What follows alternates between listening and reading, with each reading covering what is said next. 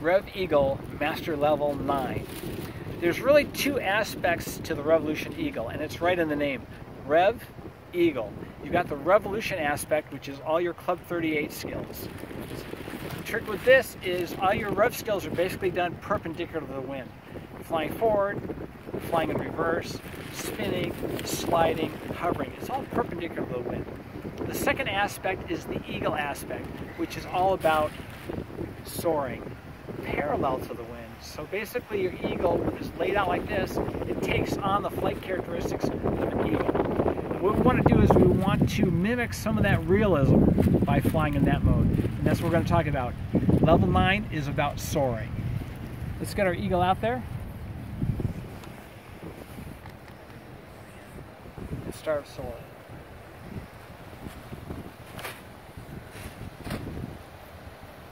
The basic soar is super easy, just take it up overhead. You're now parallel to the wind, and when it's moving around up there, it looks just like an eagle soaring. As you drop lower, you have to start using your techniques for floating. You have to pull that wing out, and that lays that wing out again like soaring. Lay it out and soar it.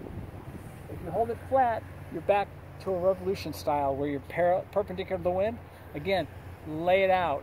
And it gives you that soaring ability. Let's add some details to that soaring. So when you're flying, one of the details you want to add is as you're soaring across, you want your eagle's head to be pointing in the direction that you're soaring. You don't want to be pointing like this and soaring across like that, and you don't want to be pointing like this and soaring across like that. You want to be pretty much pointed in the direction you're soaring. That adds realism.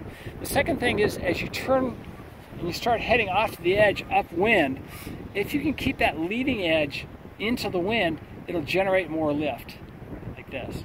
If you turn sideways to the wind, you're floating out here, it'll tend to drop because there's no lift being generated, or not a lot of lift, depending on how much wind there is.